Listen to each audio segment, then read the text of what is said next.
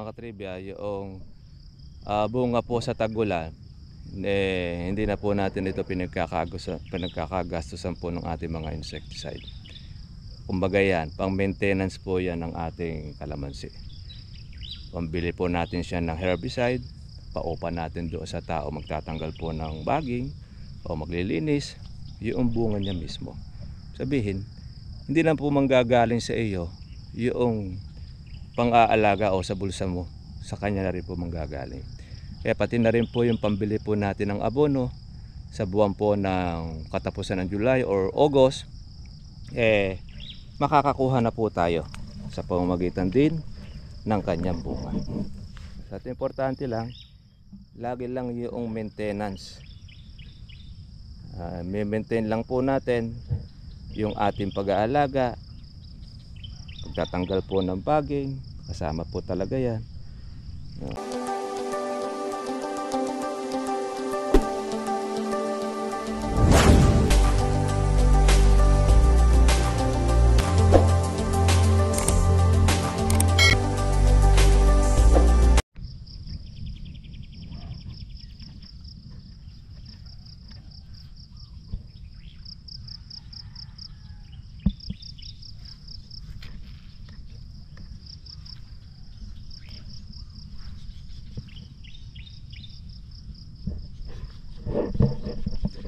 Good morning po sa inyo mga katribya at welcome po kayo sa aking YouTube channel.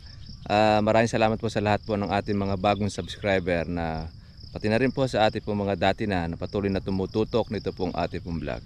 Saan man po kayo naroroon, ano man pong bansa, shoutout po sa inyong lahat. Sana'y nasa mabuti po kayong kalagayan. Ngayon po mga katribya po ay lusong po ulit tayo sa ating pong kalamansian upang maglinis, maghawan, magtanggal po ng ating pong baging. Siyempre, yung ating parating na din pong muli yung ating pong mga bunga ng kalamansi natin. Alam nyo mga katribya, napakarami po noong mga buko ng kalamansi natin, tapos marami pa po siyang mga bulaklak na lumalabas. Ayan,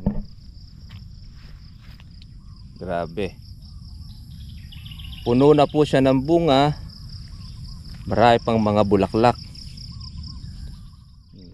Ang bawat usbong po niya, ang dami pong bulaklak, pati na rin po mga katribya ng mga buko. Kaya isa po yan sa nakakatuwa sa kalamansi natin. Mga bilog naman po ang mga buko. Kaya hindi po tayo nag-i-spray ng ating kalamansi o yung insecticide. Ngayon, take note po mga katribya, doon sa ating mga ka-farmers na nag-i-spray pa, kasi meron tayong mga ilang nanonood na sila pa raw ay nag-i-spray ng kalamansi. Gumagastos lang po tayo mga katribya po ng gamot. Maipapayo po natin sa inyo, huwag na po kayo mag-spray kung sa inyo po ay umuulan. Pero kung diretso pa rin mga katribya po ang tag-init sa inyo o tag-araw, pwede rin naman po kayo mga katribya po na mag-spray. Pero sa amin dito kasi talagang totally wala na pong spray sa amin, dahil kahit na hindi tayo nag-i-spray, mga buo po ang mga bunga niya tsaka yung mga buko, hindi pa rin tayo naglalagay ng abono, eto na siya, marami pa rin pong mga bulaklak na lumalabas.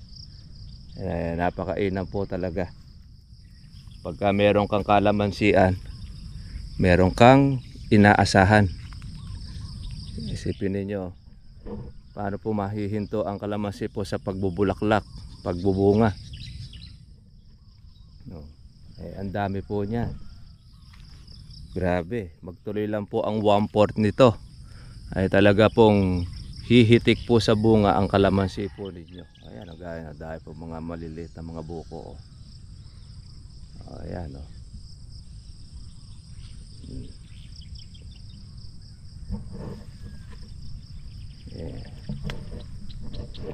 Maibalita lang po namin sa inyo mga katribya po, ang kalamansi natin mataas pa rin po ngayon. Kaya swerte po noong mayroon pong papitas, mayroong nahahalaw dahil samantalahin na po ninyo habang maganda po ang presyo ng kalamansi.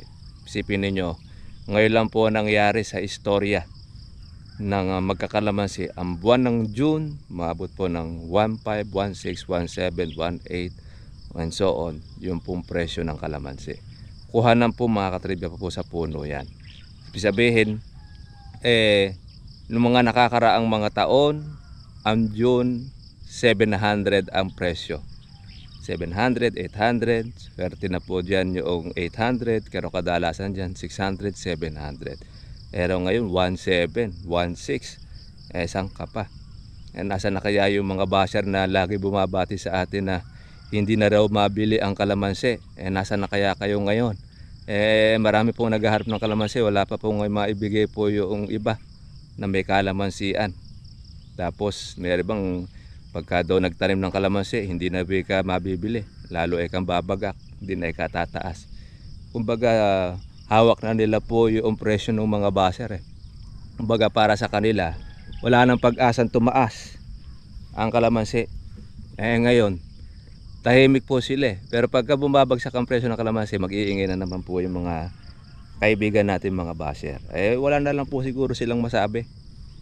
Bakit? Gusto lang kasi nila, sila lang po ang mayroong kalamansi. Simple lang naman po yung ating sinasabi.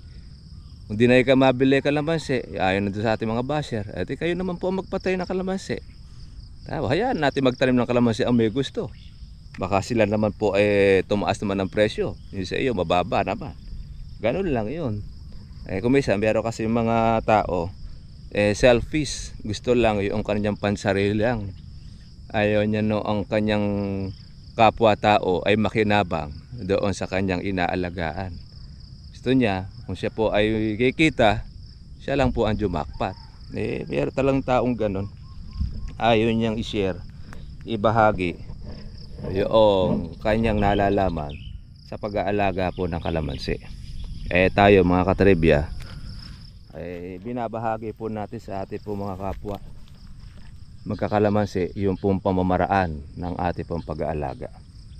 Ngayon, yung iba, kung hindi naman sila satisfied doon sa ating pong pagtututor o yung pagtuturo, malaya naman po kayong makinig o manood po sa iba to comparison yung pong ating tinuturo doon sa itinuturo naman ng iba. Ganun lang naman. Wala naman pong sapilitan na choice nyo naman yung mamili. Kung para sa inyo, mas okay na kayo at mas magaling, hindi po para sa atin po itong ating pong vlog. Ito'y para sa mga naghahanap ng kaalaman, lalo na yung walang experience sa kalamansi. Kaya naman po yan ang ating tsinatsaga na itinuturo po sa ating mga kaibigan. Lalo na po sa mga bago papasok po sa larangan ng kalamansi farming. Nakakatuwa po mga katribya dahil ang dami na naman pong bulaklak. Basta't ang kalamansi na ulan, diretso.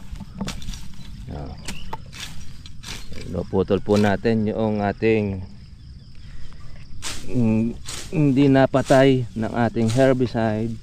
Patay siya sa ating gulok. Yung ilalim tinatabas natin. Tanggal-tanggal tayo ng ating bagay. Linis-linis pag may time. Sinasamantala po natin to habang tayo ay nagpapalaki ng ating bunga. Kaya doon sa ating mga katribya, linis-linis po tayo. Alagang ganyan. Kagandahan ng kalamansi, hindi ka po tanim ng tanim.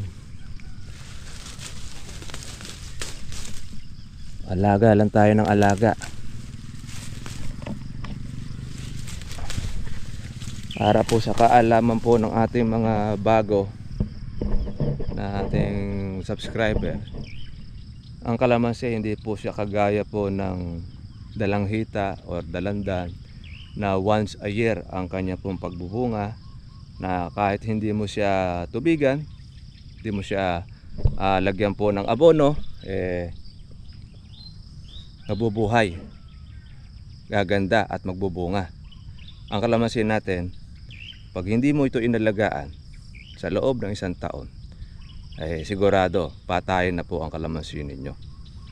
Kaya nangangailangan ito lagi ng TLC. Ano yun?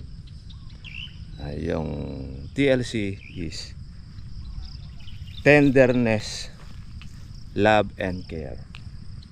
Yan, TLC. Tatanggal ng ating sangang tuyo.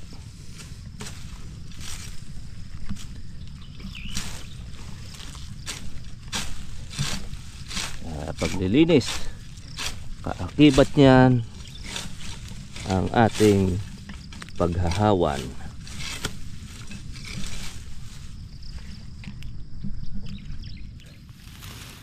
Panahon na po ngayon ng mga punggus, dahil uulan, aaraw.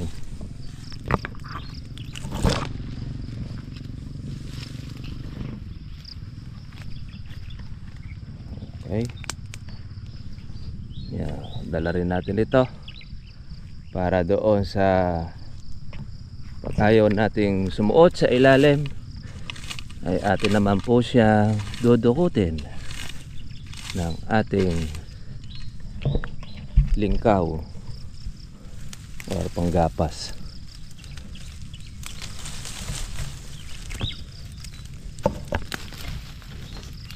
Ito yung pumapasok sa loob ng kalamansian, gumagapang, kaya kailangan mong maalis, dahil kung hindi may talagang gagapangan niya lahat. Ayan, na pumapaibabaw ito. Kung hindi mo kasi siya mapapatay na herbicide, manual mo siyang aalisin. Dami pong buko, mga bilog, sangka pa. Ngayon, kung magkano man po yung presyo niyan, bumaba man, halimbawa napitas to, hindi ka pa rin naman lugi. Bakit? Wala ka namang ganong maraming gastos sa pag-i-spray. Kaya po kami mga katribya, yung bunga po sa tag-ulan, hindi na po natin ito pinagkakagastusan po ng ating mga insecticide. Kumbaga yan, pang maintenance po yan ng ating kalamansi. Pambili po natin siya ng herbicide, paupa natin doon sa tao magtatanggal po ng baging o maglilinis, yung bunga niya mismo. Sabihin, hindi na po manggagaling sa iyo yung pang-aalaga o sa bulsa mo, sa kanya na rin po manggagaling. Kaya pati na rin po yung pambili po natin ng abono sa buwan po ng katapusan ng July or August, makakakuha na po tayo sa pamamagitan din ng kanyang bunga. At importante lang, lagi lang yung maintenance. Maintain lang po natin yung ating pag-aalaga, pagtatanggal po ng baging, kasama po talaga yan. At makikita naman ninyo, hindi kayo pakakawalan lagi po ng bunga ng kalamansi. O kagaya niyan, sa mga susunod, pag lumaki po yan ng mga buwan ng August, dami kapal. Asahan na po natin, dadagsa po ang kalamansi. Kahit saan, sa palengke, saan man po yan, ay lagi po ang kalamansi. Kasi yan po ang panahon nila. September, August and September. Pero ngayon, kung na-adjust po mga katribya, yung pong ating tag-araw, yung El Nino, at yung pong ulan natin ay na-delay, halos June na umulan po ng mga dire-diretso, tsak pati po yung pagtaas o yung pagbaba ng kalamansi mga katribya, ay mga buwan po ng September. Maaaring yan po ang talagang kabagsakan. Pero buwan po ng August, ay medyo mataas-taas pa yan. Maaari sigurong nasa 700 to 600 pa. Ang pinakamababa lang naman po talaga mga katribya ay ang buwan ng September. Ngayon, aangat po uli ang kalamansi mga buwan ng October, mga second week or third week ng October, dahil mauubos na po ang mga bunga ng tag-ulan. Pag naubos na yung mga bunga ng tag-ulan, mga katribya, iira na po ngayon yung pang umpisa ng tag-araw, kaya umpisa na pumuli ng pagtataas ng kalamansi o presyo. Ayan, gaya po ng bulaklak na ito. Ano ngayon? June. Pang October itong mga bulaklak na ito. Yung mga lumalabas na yan ng bulaklak. Marami ito, mga katribya. Yung mga mauuna, yun na makakatsyempo po dyan ng mura. Dahil marami na sa kasabay. Pero yung mga ibubulaklak nito, dyan po ay mag-uumpisa po yung singit, buwan ng October. Maaring first week ng October, second week ng October. Pagka yan po ay pinalaos natin, doon magkakaroon na rin po siya ng mga silay o tinatawag nating reject. Kaya lang, yun naman pong reject natin, mga katribya, mahal pa rin ang presyo gaya ngayon. Yung ating mga hinog, hindi wala pong gano, kaya libo pa rin ang presyo na ang hinog. Kaya lang, siyempre, doon sa pagdating sa palengke, libo na. Pagdating sa kuhanan na, iba na presyo, mas mababa na, mga katribya. Kaya paano natin masasabing ang kalamansi natin ngayon hindi na pumabili? Ngayon nga, gusto pumitas ng mga buyer na marami, wala silang makuhanan. Kasi hindi po tataas ang kalamansi kung ang kalamansi ay tambak sa palengke. Ayan, makikita naman po yan ng mga nagtitinda. At makikita naman ninyo yung itsura ng kalamansi sa halip na naglalakihan, nagliliitan. Halos sinlaki lang po ng iba holen, pinapatulan na. Tingnan mo nga, sunod-sunod din po ang bulaklak. Bulaklak na tayo. Meron pa po tayo mga bukong mga maliliit.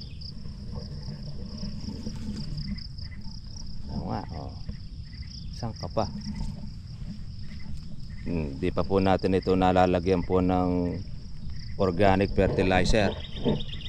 Kasi ang paglalagay natin last week po ng July o kaya first week ng August, para yung target natin ng November and December. Ayun, matchin po natin doon sa maganda presyo. Kasi maliban na lamang kung marami rin tatarget niyan, mga katribya, asahan na po natin mayroong pagbaba. Kumbaga sa kalamansi, swerte-swerte lang yan. Jackpot nga eka. Kung matsyempo mo wala kang kasabay at marami kang pitasin, may jackpot ka. Kung meron ka naman makakasabay at kung halimbawa natsyempo sa medyo mababa presyo, pero kung marami ka naman pitasin, jackpot ka pa rin. Hindi ka talo, hindi ka lugi. Bakit? Kasi meron ka pa uling susunod na bunga na yun naman po, mga katribya, ang susunod na mahal ang presyo. Kung gaya niyan, magdadalawang buwan na, mga katribya, na halos 1,000. Kumbaga kulang-kulang 2,000. Meron iba nakatikim ng 2,000 presyo ng kalamansi. Kaya swerte. Kung halimbawa marami kang bunga, doon po talaga nakakabili ang mga merong kalamansian ng lupa, nakakapagpundar dahil doon sa bunga. Kumbaga hindi ka na po nagbenta ng lupa, bunga pa lang, nakapagpundar ka na, mga katribya. Kaya yun po ang ating sineshare sa inyo. Kaya huwag kayong mawawalan po ng pag-asa na tsempohan natin na mababa po ang inyong kalamansi. Matsyempohan nyo rin po na tataas yan. Basta't ang importante lang, sabi nga ng iba, importante, mahalaga, meron kang bunga kalamansi. Dahil kung wala kang kalamansi, wala kang puno, makikibalita ka na lang sa naka-jackpot ng presyo. Uy, si ganun ka, naka-jackpot, nakadali. Swerte naman nun. Bakit? Meron kasi siyang kalamansi. Pero yung gusto magtanim ng kalamansi, wala nga lang siyang lupa. Talagang tutok na lang siya sa pamamagitan ng vlog. Pero pag nakachempot, meron siyang puhunan, ngayon, mas maganda. maganda yung makapagtanim ka rin ng kalamansi. Kaya ang iba natin mga subscriber na nagtatanong po, pwede ba po magtanim po ng 100 muna para ang subok. Iba nga 50 na puno dahil gusto na raw niya subukan ng kalamansi. Sabi naman po natin, ang ating po may papayo, maganda ka ako kung mag-uumpisa tayo ng kalamansi at susubok kayo, umpisahan ninyo sa 300, lalo na kung halimbawa ang inyo pong lupa maluwang na naman. Para nun, pagka halimbawa humahataw na kalamansi ninyo at na-tiyempo kayo sa presyo, doon nyo maiisip, sana napuno ko na ng kalamansi yung aking lupa, na hindi sana 300 lang ang aking naitanim, kundi bagos napuno ko sana. Dahil pagka kayo po ay nakatiyempo gaya ng presyo ngayon, 1.7, 1.6, 1.8, ay pa, tas marami pong bunga kalamansi ninyo, doon nyo marirealize, iba talaga ang kalamansi. Bakit po natin nasasabi? Kasi experience na po natin yun. Maging man po yung aking magulang, ang kanila pong kabuhayan, sa kalamansi lang din po nagumpisa. Nagumpisa yun sa isang lugar, tapos mga nung siya po bumibenta, nakakabili po noong yung kalamansi, marami rin po magbunga siya dahil na-check din namin po yung paraan ng pag-aalaga, pati yung pagpabunga na matipid na paraan, hindi yung magastos na paraan. Ayun, marami nag-alok-alok ng lupa sa nanay ko. Una sa sanlalang. Tapos kung maluluho naman po yung mga nagsipagsanla at magagastos, mabibisyo. Bandang huli, binenta na nila. Kaya bandang huli, ayun, wala na silang lupa. Yung iba ngayon, naging tagapitas na lang ng kalamansi. Nasa tao rin kasi kuminsan mga katribye. Yung pong ibinigay sa iyo ng Panginoon na lupa, pag hindi mo pinahalagahan, mawawala sa iyo yan. Pati na rin pag-aari mo. Lalo na kung malululong ka sa pangit na bisyo, sugal, sabong, etc. Yung pinundar mo na yan, ubos lahat yan. Yung ibang mga masinop, yung matipid, gaya nanay ko, matipid yan. Tapos lahat ng kanyang inaharvest, iniipon. Kung mayroong magsasanla, kinukuha niya.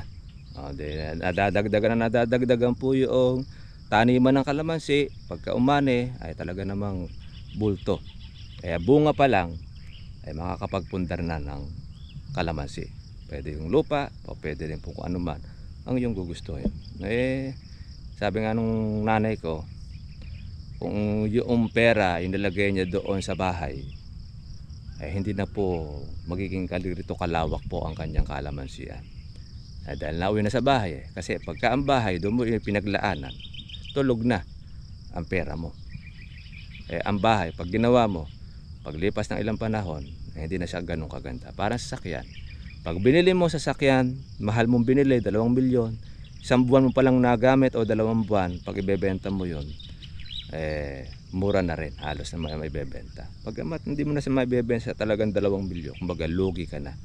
Ganon ang sasakyan, pati na rin ang bahay. Pero sa lupa, pag yung lupa ang naging invest mo, yan po ang ipinundar mo. Paglipas ng ilang taon, ngayon lang nabili mo ng mura, paglipas naman ng 1 taon, doble na ang magiging presyo ng lupa mo. Kaya lang, depende rin po sa klase ng lupa. Baka mamaya bibili ka ng lupa, wala kang daan, kailangan mo mag-helicopter, hindi mabibili yung lupa mo na yun.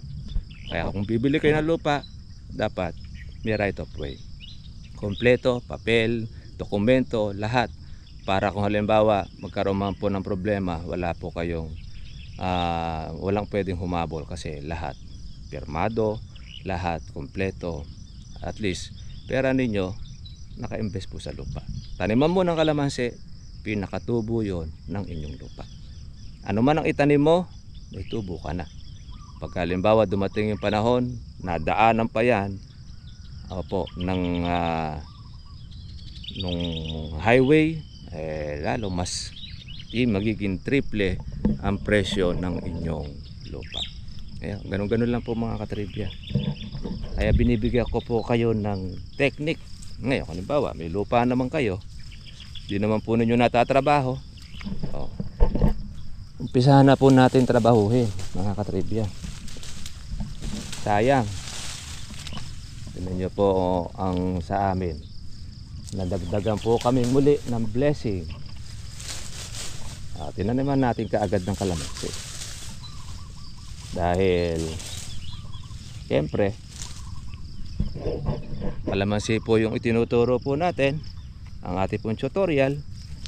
Natural lang, kalamansi rin po yung ating dadagdag. Diba? Meron na rin po tayong ulam. Ang ulam po natin, hindi po kalamansi. Pwede natin pang-asim ang kalamansi. Ito, ampalaya. Ampalayang siligaw. Yan ang gustong gusto dapuan ang ating kalamansi. Kaya yan po ang ating naalis. Kung sa Maynila makakarating tong ampalaya na ito, nako, pag aaga-agawan ito, lalo na kung mayroong mais, swam na mais, sarap niyan.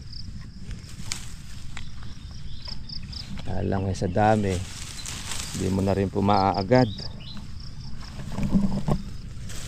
Kaya ang pinaka the best, putulin.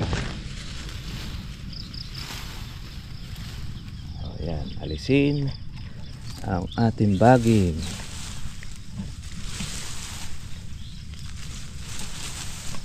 Madali naman pong alisin.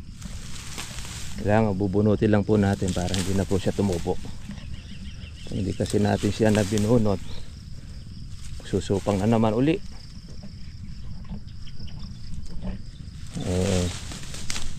Ganyan ang mga baging.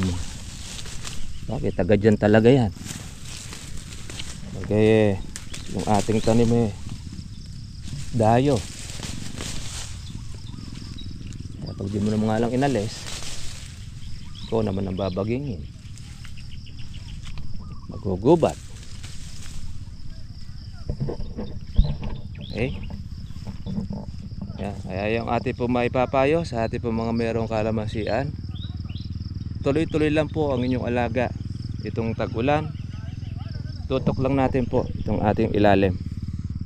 Yan po ngayon ang ating number 1 na kalaban, ang ating pong damo. Pero pagkatapos naman po nyan, papalipas lang tayo ng ilang mga panahon, pipitas naman tayo ng ating kalamansi. Ayan yan. Tanggal tayo ng ating damo, sangan tuyo. Yan. Tuyong pagkatag-ulan. Kahit sa tag-araw lumalabas yan. Pero kagandahan naman ng ating gamit-gamit na abono. Hindi po marami po ang natutuyo ang sanga.